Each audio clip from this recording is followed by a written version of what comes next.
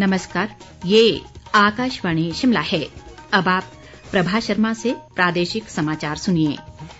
आज के मुख्य समाचार। राज्य सरकार ने केंद्र को पत्र लिखकर एनपीएस अंशदान के तहत संग्रह की गई राशि का भुगतान करने को कहा। मुख्यमंत्री ने प्रदेश में कोरोना के मामलों पर कड़ी निगरानी और आवश्यक कार्यबल तैयार रखने के अधिकारियों को दिए निर्देश। प्रदेश भाजपा का आरोप, कांग्रेस सरकार ने 20 दिन के कार्यकाल में सैकड़ों कार्यालय किए बंद, लोगों को हुई असुविधा।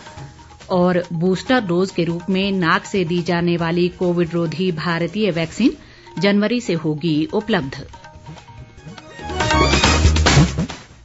अब समाचार विस्तार से। राज्य सरकार मंत्रिमंडल की पहली बैठक में प्रदेश के कर्मचारियों को पुरानी पेंशन योजना प्रदान करने के लिए प्रतिबद्ध है। मुख्यमंत्री सुखविंदर सिंह सुक्खू ने आज शिमला में एनपीएस कर्मचारियों के एक प्रतिनिधिमंडल को संबोधित करते हुए ये बात कही।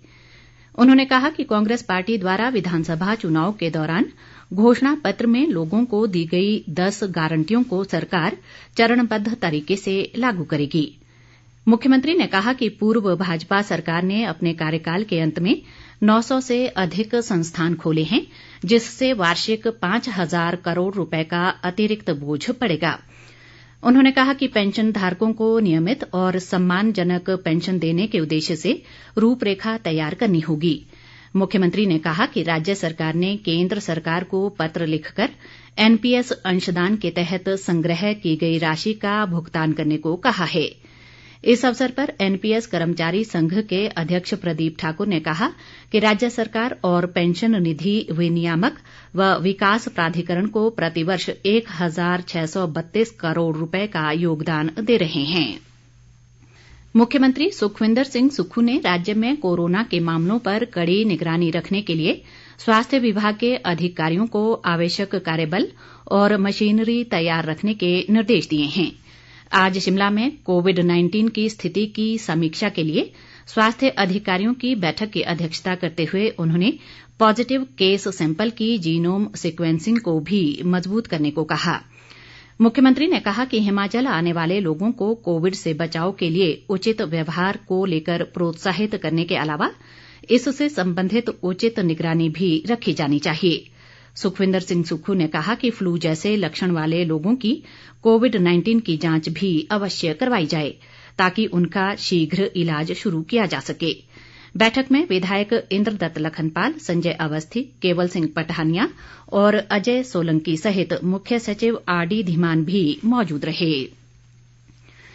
इस बीच मुख्यमंत्री ने आज शिमला के आदर्श बाल गृह और वृद्धाश्रम, नारी सेवा सदन मशोबरा व विशेष योग्यता वाले बच्चों के संस्थान ढली का दौरा किया। उन्होंने इन संस्थानों में रहने वालों को दी जा रही सुविधाओं का जायजा लिया।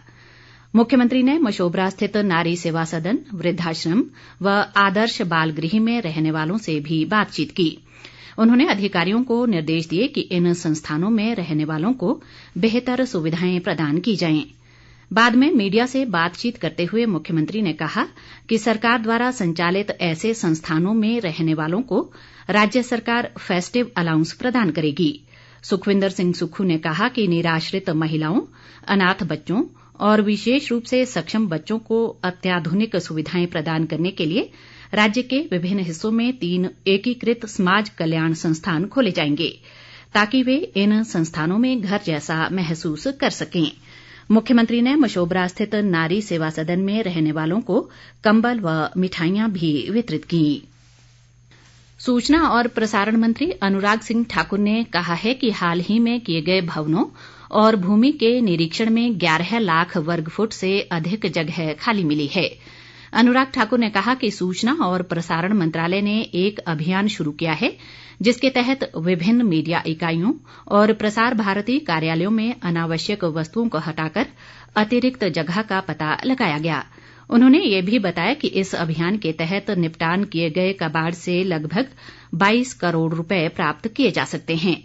अनुराग ठाकुर ने कहा कि उन्होंने व्यक्तिगत रूप से अहमदाबाद, मुंबई और भोपाल में इस ऑडिट का निरीक्षण किया। उन्होंने कहा कि प्रसार भारती को किराए के रूप में इससे अतिरिक्त राजस्व मिलेगा और सरकारी खजाने पर बोझ कम होगा। प्रदेश भाजपा अध्यक्ष सुरेश कश्यप ने कहा है कि प्रदेश की कांग्रेस सरकार ने अपने 20 दिन के कार्यकाल में प्रदेश में सैकड़ों कार्यालय बंद किए हैं, जिससे जनता को काफी असुविधा का सामना करना पड़ रहा है। आज नाहन में एक पत्रकार वार्ता के दौरान उन्होंने कहा कि प्रदेश की जनता को अब भी भाजपा की नीतियों में विश्वास है। सुरेश कश्यप ने कहा कि शिलाई विधानसभा क्षेत्र में पिछले 60 साल में जो कार्य स्थानीय विधायक नहीं करा पाए, वो कार्य पूर्व मुख्यमंत्री जयराम ठाकुर ने 5 साल के कार्यकाल में किए हैं। उन्होंने सिरमौर जिले में अनेकों कार्यालय बंद करने का जिक्र करते हुए कहा कि कांग्रेस सरकार सिर्फ भाजपा के निर्णयों को बदलने का काम कर रही है। भारतीय राष्ट्रीय कांग्रेस पार्टी के स्थापना दिवस पर आज शिमला सहित अन्य स्थानों में विभिन्न कार्यक्रम आयोजित किए गए। सन 1885 में आज ही के दिन कांग्रेस पार्टी की स्थापना हुई थी। कांग्रेस के स्थापना दिवस पर पार्टी कार्यालय राजीव भवन में हुए कार्यक्रम में मुख्यमंत्री सुखविंदर सिंह सुक्खू ने शिरकत की। इस अवसर पर अपने संबोधन में उन्होंने कहा कि कांग्रेस पार्टी सभी कार्यकर्ताओं का पूरा सम्मान करेगी और वे कार्यकर्ताओं की समस्याओं से भली भांति परिचित हैं। मुख्यमंत्री ने कहा कि कांग्रेस सरकार भ्रष्टाचार मुक्त प्रशासन देने के लिए वचनबद्ध है और भ्रष्टाचार से किसी भी कीमत पर समझौता नहीं होगा। सुखविंदर सिंह सुक्खू ने कहा कि उनकी सरकार सत्ता में व्यवस्था परिवर्तन के लिए आई है और प्रदेश में पेपर लीक राजनीतिक संरक्षण में हुआ है। उन्होंने कहा कि पुलिस भर्ती पेपर लीक व राज्य कर्मचारी चयन आयोग में पेपर लीक मामलों की पूरी जांच कर दोषियों के खिलाफ कड़ी कार्रवाई की जाएगी। मुख्यमंत्री ने कहा कि राज्य सरकार और कांग्रेस पार्टी प्रदेश के लोगों की उम्मीदों और आकांक्षाओं पर खरा उतरने के लिए बेहतर समन्वय व समर्पण भाव के साथ काम करेगी। सुखविंदर सिंह सुक्खू ने कहा कि वर्तमान राज्य सरकार प्रदेश के चहुमुखी और सर्वांगीण विकास के लिए प्रतिबद्ध है। कार्यक्रम में प्रदेश कांग्रेस अध्यक्ष प्रतिभा सिंह ने भी अपने विचार व्यक्त किए और राज्य कर्मचारी चयन आयोग के कामकाज को निलंबित करने के राज्य सरकार के निर्णय की सराहना की। इस अवसर पर कांग्रेस विधायक, मुख्यमंत्री के प्रधान मीडिया सलाहकार नरेश चौहान और अन्य पार्टी पदाधिकारी मौजूद रहे। भारत बायोटेक की नाक से दी जाने वाली कोविड रोधी वैक्सीन इनकोवैक जनवरी 2023 के चौथे सप्ताह से बाजार में आ जाएगी। भारत बायोटेक ने बताया कि ये वैक्सीन निजी बाजार में 800 रुपये प्रति डोज और केंद्र व राज्य सरकारों को 325 रुपये प्रति डोज के मूल्य से मिलेगी। ये नेजल वैक्सीन 18 वर्ष से अधिक आयु वाले लोगों को बूस्टर डोज के रूप में दी जा सकेगी। इनकोवैक नाक से दी जाने वाली पहली सुई रहित कोविड रोधी वैक्सीन है, जिसे भारत बायोटेक ने अमेरिका के वाशिंगटन विश्वविद्यालय के साथ साझेदारी में तैयार किया है। 3 दिवसीय राज्य स्तरीय युवा उत्सव आज धर्मशाला के खेल परिसर में शुरू हुआ। 30 दिसंबर तक चलने वाले इस युवा उत्सव की शुरुआत कांगड़ा के उपायुक्त निपुण जिंदल ने की। इस अवसर पर उन्होंने युवा उत्सव में आए करीब 500 कलाकारों का उत्साह बढ़ाते हुए युवाओं से भारत की समृद्ध सांस्कृतिक धरोहर को संजोए रखने का आह्वान किया। उपायुक्त ने कहा कि युवाओं को अपने जीवन में उच्च आदर्श स्थापित करते हुए देश के उज्जवल भविष्य के लिए प्रयासरत रहना चाहिए। युवा उत्सव के दौरान 11 विधाओं में प्रतिभागी अपनी कलाओं का प्रदर्शन करेंगे।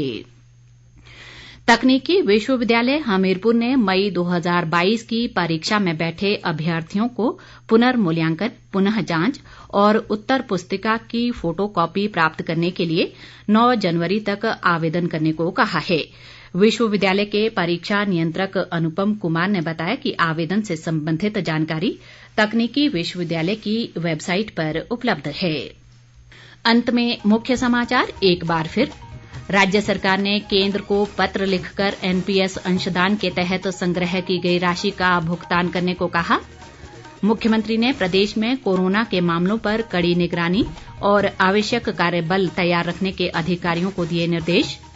प्रदेश भाजपा का आरोप, कांग्रेस सरकार ने 20 दिन के कार्यकाल में सैकड़ों कार्यालय किए बंद, लोगों को हुई असुविधा। और बूस्टर डोज के रूप में नाक से दी जाने वाली कोविड रोधी भारतीय वैक्सीन जनवरी से होगी उपलब्ध। इसी के साथ ये समाचार बुलेटिन समाप्त हुआ। नमस्कार।